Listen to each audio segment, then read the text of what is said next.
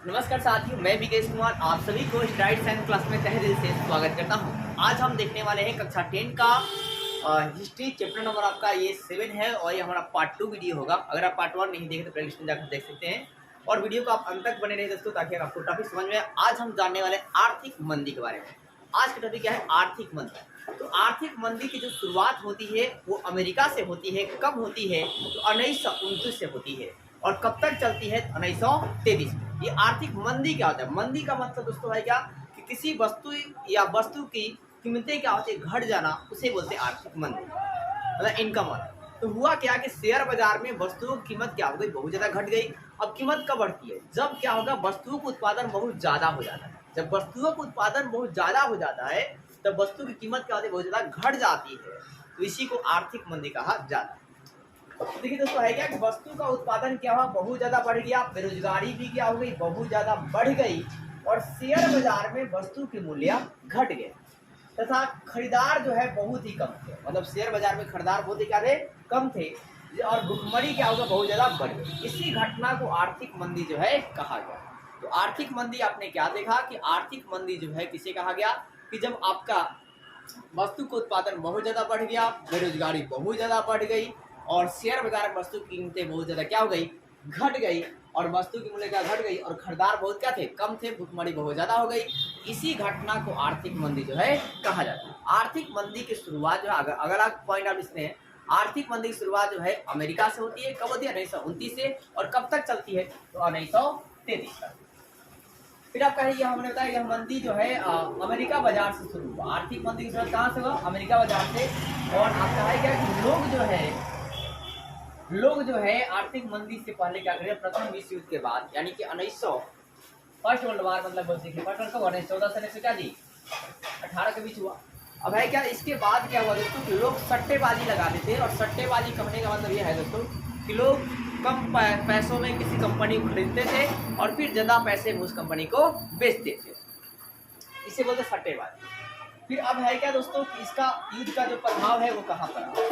तो इस युद्ध का जो प्रभाव है, अमेरिका कर्ज देना बंद कर दिया। प्रभाव क्या पड़ेगा? सबसे पहली बात है अमेरिका ने कर्ज देना बंद कर दिया और फिर अमेरिका ने जिन लोगों को कर्ज दिया था वो कर्ज की वसूली नहीं हो पाई। ऐसे में अमेरिका के बहुत सारे जो बैंक है वो चौपट हो गए। तो 1933 तक ले 33 में क्या हुआ कि 4 के मतलब 4000 बैंक क्या हो गए मेरे साथी, बंद हो गए। 4000 बैंक क्या हो गए, बंद हो गए। 11 लाख अमेरिका की जो कंपनी थी वो क्या हो गई, चौपट हो गई। 11 लाख कंपनी क्या थी, चौपट हो गई। और फिर जर्मनी, और इस आर्थिक मंदी का प्रभाव जो है जर्मनी ब्रिटेन पर भी पड़ा, जिसमें ब्रिटेन के 35 लाख लोग क्या हो गए, बेरोजगार हो गए। 35 लाख का क्या हो गए, बेरोजगार हो गए। इसका प्रभाव इंडिया में भी पड़ा। इंडिया में क्या हुई, गेहूं की कीमतें जो है घट गई। 50% गेहूं की कीमतें क्या हो गई, घट गई। लेकिन इस आंदोलन में आपका इस मंदी ने क्या किया भाई साहब, सविनय अवज्ञा आंदोलन में बहुत सारा भूमिका निभाई। तो आपने क्या देखा कि आर्थिक मंदी किसे कहते हैं? तो हमने बताया कि इस मंदी की शुरुआत जो है अमेरिका से होती है 1929 से और 1933 तक चलता है। इस मंदी में क्या होता है दोस्तों कि एक ऐसी आर्थिक मंदी किसे कहते हैं? हमने बताया कि जब शेयर बाजार में वस्तुओं के उत्पादन बहुत ज्यादा बढ़ जाते हैं, खरीदार बहुत ही नाम मात्रा के होते हैं, बेरोजगारी बढ़ जाती है, भुखमरी बढ़ जाती है और फिर आपका दोस्तों वस्तु की जो कीमत है, जो प्राइस है, मेन बात ये है, जो प्राइस है वो घट जाता है, तो उसे आर्थिक मंदी कहा जाता है। आर्थिक मंदी की बात करें तो इसका प्रभाव कहाँ पड़ा, जर्मनी पर, ब्रिटेन पर। और ब्रिटेन में लगभग आपका 35 लाख लोग क्या हो गए, बेरोजगार हो गए। इसका प्रभाव इंडिया में भी पड़ा, जिसमें गेहूं की कीमतें क्या बहुत ज्यादा घट गई। लेकिन दोस्तों है क्या कि इस मंदी के कारण ही सविनय अवज्ञा आंदोलन जो है महत्वपूर्ण भूमिका निभाया। तो है क्या कि आर्थिक मंदी ने क्या किया, सविनय अवज्ञा आंदोलन जो है। तो आज हम देखने वाले अब हम देखने वाले कुछ नए शब्द के बारे में। तो न्यू डील क्या था दोस्तों? आर्थिक मंदी के बाद क्या हुआ कि लोगों के जन कल्याण के लिए एक व्यवस्था लागू किया गया जिसे न्यू डील कहा जाता है। तो है कि आर्थिक मंदी के बीच जन कल्याण के लिए एक व्यवस्था लागू की गई जिसे न्यू डील कहते हैं। न्यू डील व्यवस्था जो है अमेरिका के राजनीतिक जो थे फ्रैंकलिन डी रूजवेल्ट ने की। ये जो व्यवस्था है किसने की? फ्रैंकलिन डी रूजवेल्ट ने की। ये कहाँ के थे भाई साहब? अमेरिका के। फिर क्या हुआ, ऑट्टावा समझौता और लोजान सम्मेलन कब हुआ? 1932 में।